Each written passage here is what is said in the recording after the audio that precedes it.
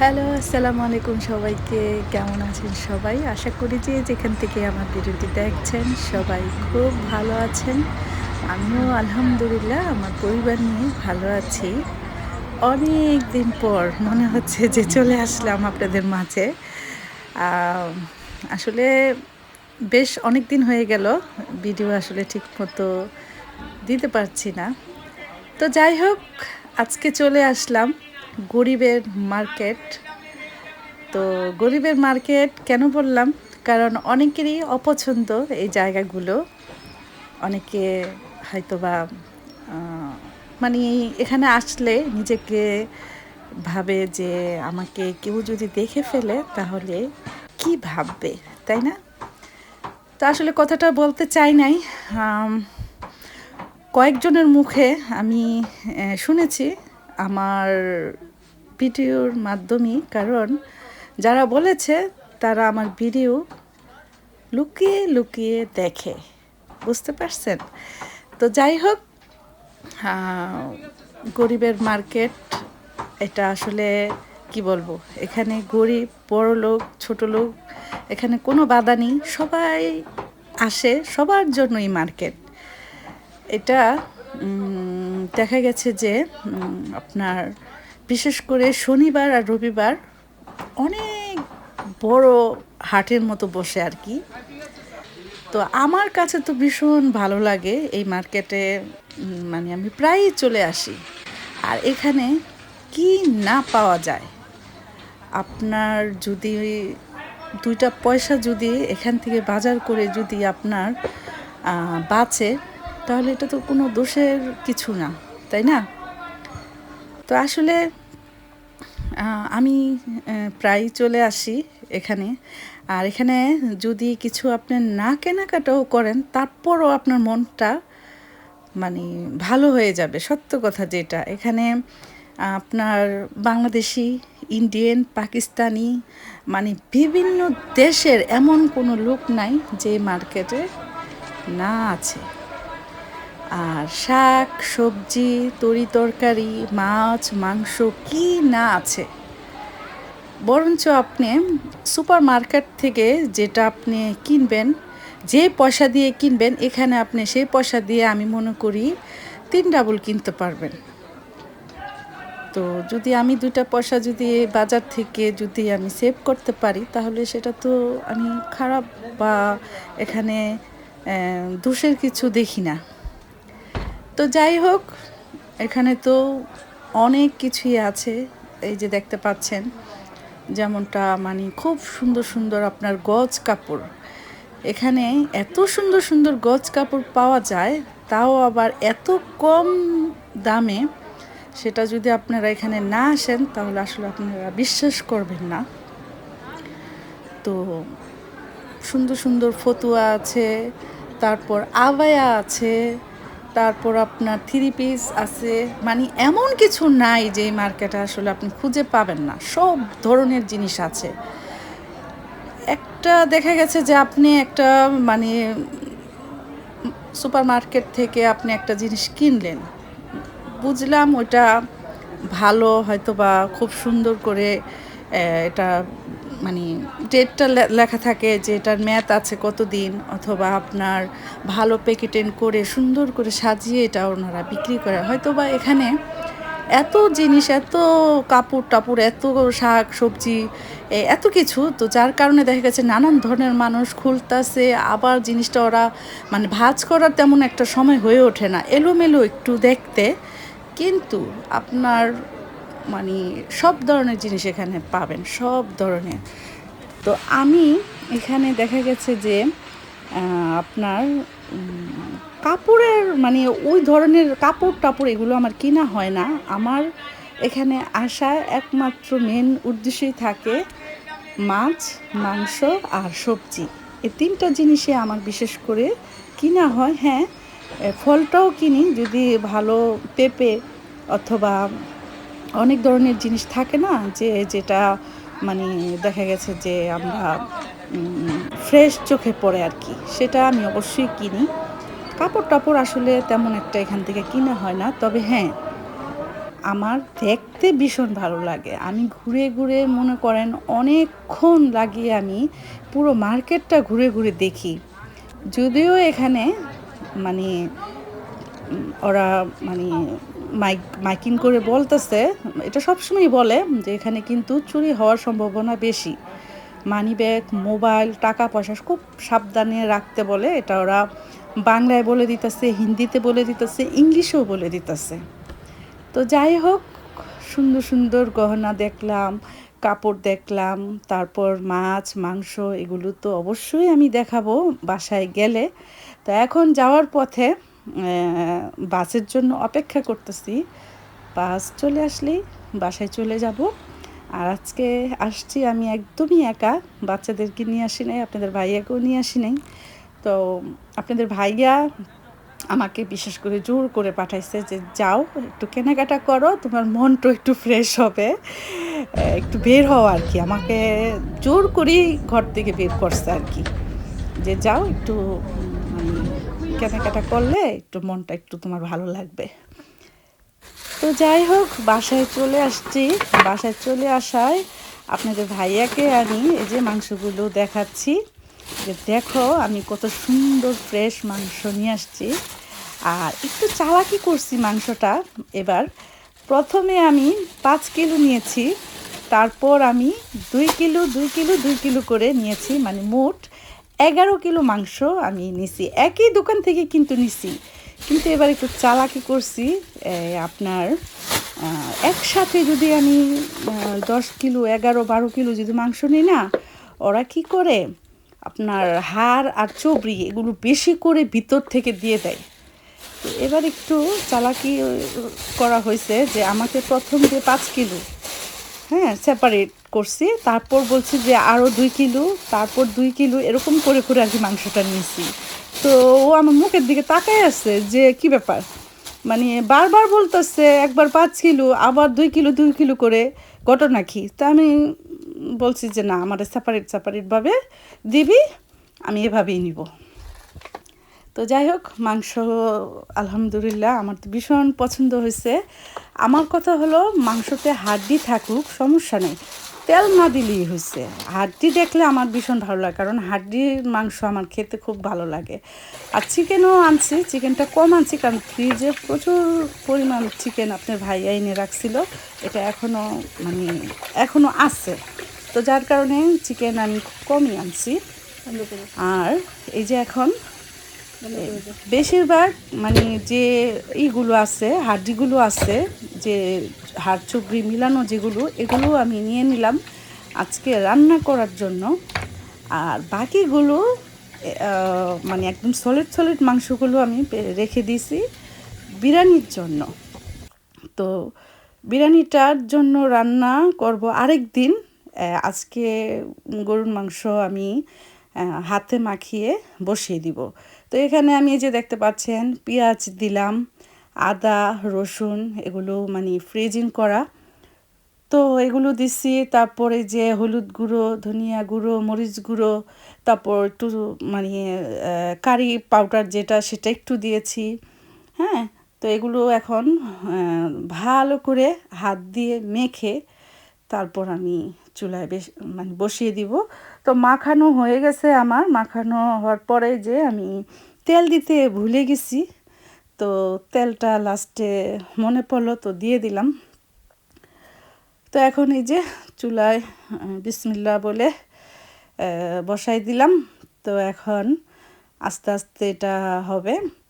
আর এখানে বেশিরভাগই আমি ওই যে বললাম যে হাড় চর্বি যেগুলো আছে এই মাংসগুলো আমি রান্না করে ফেললাম, আর সলিড মাংস যেগুলো এগুলো আমি রেখে দিলাম। আরেকদিন আমি বিরিয়ানি রান্না করব। তো বিরিয়ানিটা রান্না করব বিশেষ একজনের উদ্দেশ্যে আমি রান্নাটা করব, সেটা অবশ্যই আপনাদের মাঝে শেয়ার করব। যেদিন রান্না করব সেদিন অবশ্যই ইনশাল্লাহ শেয়ার করব। তো এই যে মাংস কিন্তু আস্তে আস্তে আমার মানে পেঁয়াজ টিয়াজ এগুলো গলে আসছে। আর এখানে আমি একদমই পানি ব্যবহার করব না, মাংসর থেকে প্রচুর পরিমাণ পানি উঠছে। এই পানি দিয়েই একদম ডিম ডিম আছে মাংসটা আমি ভালো করে সিদ্ধ করে নিব। তো রান্নাটা এখন বাজে প্রায় ৮টার মতো বেজে গেছে কিন্তু রান্না করতেছি, কারণ ওইখান থেকে আসতে আসতেই দেখা গেছে আমার মানে প্রায় সন্ধ্যা হয়ে যাচ্ছিল। তো আসার পরে আবার এগুলো গুছালাম, তারপর মাংস টাংস ধুইলাম, তারপর নিজে ফ্রেশ হয়েছি, তারপর একটু খাওয়া দাওয়া করলাম। হ্যাঁ, একটু খাওয়া দাওয়া বলতে মানে আমি মাংস দিয়ে খাবো মেন উদ্দেশ্যই ছিল। তো বাসায় ছিল, পরোটা, সকালের পরোটা ছিল। তো অল্প একটু পরোটা মানে তরকারি দিয়ে অল্প একটু মানে খেয়ে নিচ্ছি আর কি, যাতে ভাত খাইতে পারি আর কি। এই জন্য আমি অল্প একটু পরোটা তরকারি দিয়ে জাস্ট একটু ক্ষুধাটা করে নিচ্ছি আর কি। তো মাংসটা যখন হবে তখন খাবো ইনশাল্লাহ ভাত। তো মাংস হতে থাক। তো এই যে মাংসটা আমার একদমই কমপ্লিট, তাতে করে খুব সুন্দর গন্ধ আসবে। এই যে রান্না একদম কমপ্লিট। মাংসটা এত ভালো ছিল যে পানি ছাড়াই এত সুন্দরভাবে সিদ্ধ হয়েছে। এই যে মজার গরুর মাংস, গরম গরম ভাত, গরম গরম গরুর মাংসর তরকারি। তো চলে আসেন একসাথে খাই।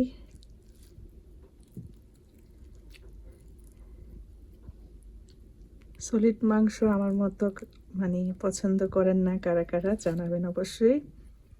এই ধরনের কেরালার মাংস খুবই মজা লাগে খেতে।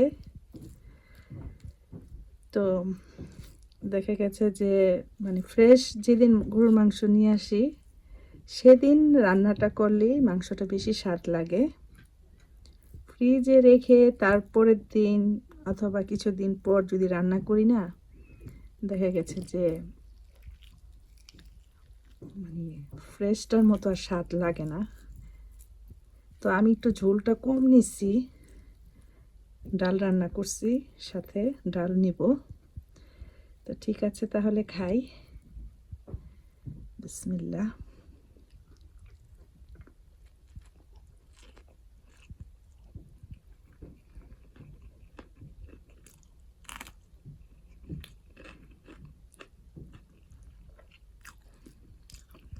আলহামদুলিল্লাহ,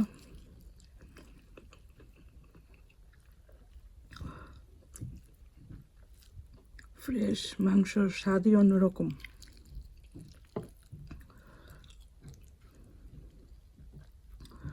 আর গরুর মাংসের সাথে কিন্তু এরকম কাঁচা মরিচ আর পেঁয়াজ খুব মজা লাগে খেতে।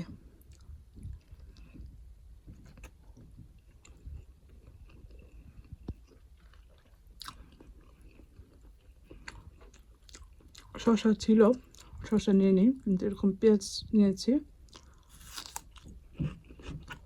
পেঁয়াজ দিয়ে মজা লাগে গরুর মাংস।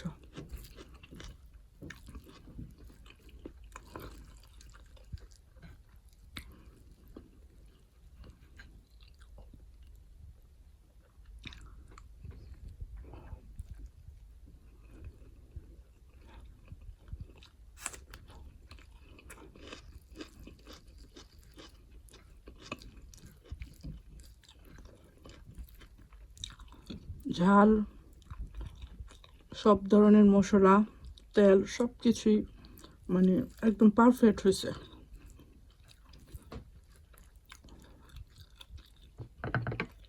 এখন কত বড় একটা হাড্ডি। এই যে ধরনের মাংসই মজা খেতে। এক সময় দেখা গেছে যে আপনার এই ধরনের মাংস, এই যে এই মাংস মানে ইচ্ছে করতেছে খাইতে, তারপরে আপনি পারবেন না, কারণ বয়সের ব্যাপার স্যাপার আছে, তখন ইচ্ছা করলেও আপনি খাইতে পারবেন না। তো ডাক্তার যদিও গরুর মাংস, খাসির মাংস এগুলো খাওয়া নিষেধ, কিন্তু এখন যতটুকু খাইতে পারি, এক সময় কিন্তু ছেলেমেয়েরা খাওয়াইতে চাইবো কিন্তু খাইতে পারবো না। তো এজন্য যেটা খাইতে মন চায় আমি মনে করি খায়া ফেলানোই ভালো, কারণ বয়স হয়ে গেলে আর এগুলো দেখা গেছে যে ইচ্ছে করলো আর খাইতে পারবো না। তো যখন যেটা মন চাইবে আমি মনে করি সেটাই খাওয়া উচিত। ডাক্তার মানা করুক, তারপরও মন চাইলে আমি মনে করি খাওয়া ফেলানি উচিত। আমি জানি না আপনারা আমার সাথে একমত হবেন কি না।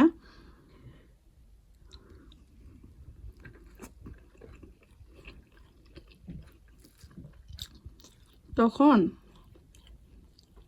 আত্মা চাইলেও খাইতে পারবেন না।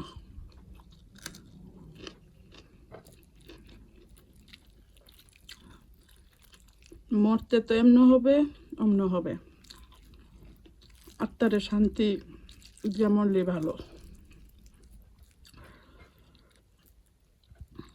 আমি অনেক সময় অনেকেরই দেখছি যে ডাক্তার নিষেধ করাতে মানে কোনো কিছুই খায় না, গরুর মাংস খাসির মাংস বলেন বা পোলাও মাংস এগুলো কিছুই খায় না, বা তারা ডায়েট করতেছে।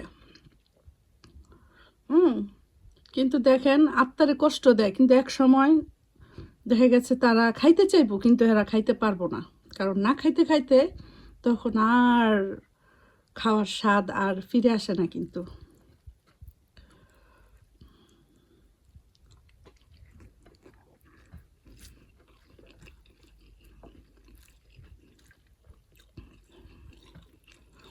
যেমন গরুর মাংস আমি কিন্তু আমার ঘরে আগে প্রায়ই আমার রান্না করা হইতো, কারণ আমি মুরগিটা পছন্দ করি কম, যার কারণে দেখা গেছে যে বাচ্চাদের জন্য মুরগি রান্না করলেও আমি গরুর মাংস আবার রান্না করি আমার জন্য। কিন্তু অনেকটাই কিন্তু কমাই দিছি, অনেকটাই কমাই দিছি। কিন্তু তো কমাই দিলেও তা বলে যে খাবো না সেটা তো আর না, তাই না? ডাক্তার বলুক, ডাক্তার বলতে থাকুক,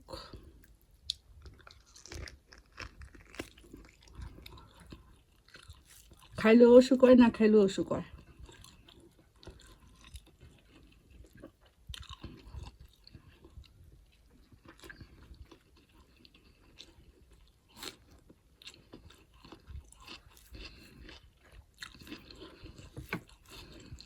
তো ডাল নেই, একটু মজাদার ডাল রান্না করছি। এই যে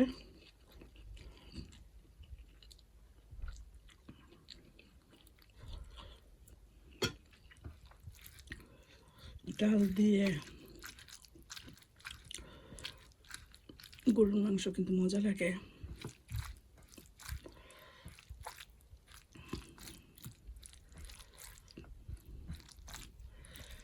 তো আমি মনে করি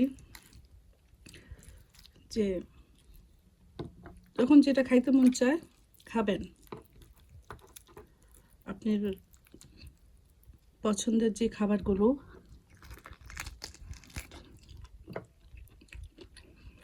পছন্দের খাবারগুলো মাঝে মাঝে আপনি রান্না করে খাবেন।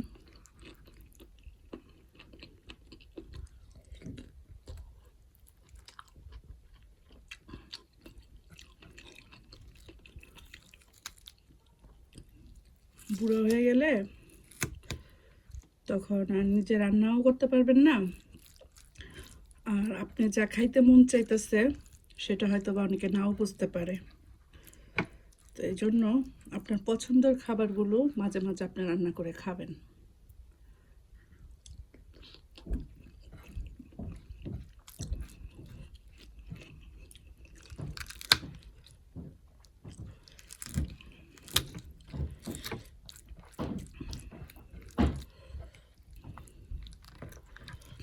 তো ঠিক আছে, আমি আস্তে আস্তে করে মজা করে খাই তাহলে।